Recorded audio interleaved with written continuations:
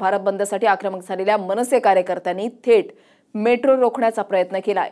अंधेरी जवळच्या डीएन नगर मेट्रो स्थानकामध्ये या ठिकाणी मनसैनिक जे आहेत ते ट्रॅकवर उतरलेले होते आणि त्या ठिकाणी त्यांनी मेट्रो रोखण्याचा प्रयत्न केलेला आहे। यावेळेला मेट्रो ट्रॅकवर उतरून मेट्रो रोखण्याचा सुद्धा मनसैनिकांनी प्रयत्न केला। या मनसैनिकांना मेट्रोच्या ट्रॅकवरून हटवताना सुरक्षा दलाच्या चांगल्याच नाकीनं आलं आणि त्यानंतर या आंदोलनकर्त्यांना पोलिसांनी ताब्यात घेत मेट्रो वाहतूक सुरळीत केली।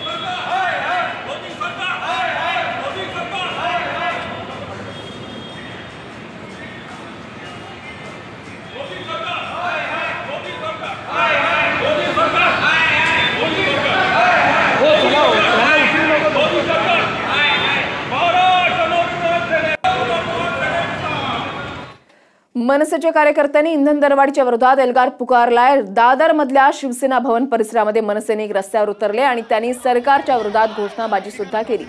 यावेळेला परिसरातील दुकानं बंद करण्याचा प्रयत्न करणाऱ्या मनसैनिकांना पोलिसांनी ताब्यात घेतलंय। मनसे नेते संदीप देशपांडे आणि नितीन सरदेसाई यांना पोलिसांनी ताब्यात घेतलेलं आहे। दादरमध्ये मनसैनिकांनी भाजप सरकारची अंत्ययात्रा काढत मोदी सरकार हाय हायच्या देखील घोषणा दिल्या।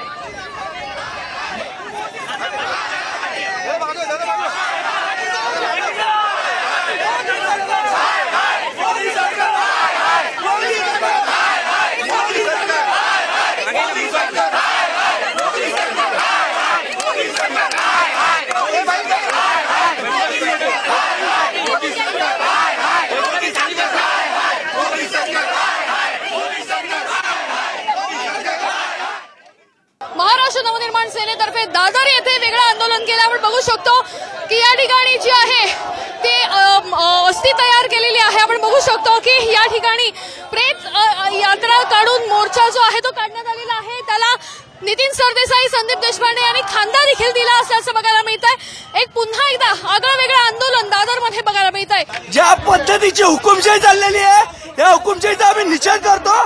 ज्या पद्धतीने पोलिसांनी आम्ही शांततामय आंदोलन करत असताना आमच्यावर अत्याचार केले तुम्ही बघितलं। ज्या पद्धतीने पोलीस बळाचा वापर करतायत आणि शांततामय आंदोलन करत असताना आम्हाला ते करू दिले। या बळाचा वापर करून पोलीस हे आंदोलन शमवण्याचा प्रयत्न करतायत। सगळीकडे पोलिसांनी धरपकड आणि दडपशाही चालू केलेली आहे, त्याचा आम्ही निषेध करतो।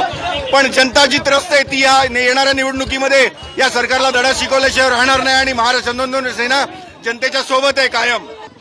नितीन सरदेसाई, संदीप देशपांडे यांना पोलिसांनी जे आहे ते ताब्यात घेतलेलं आहे।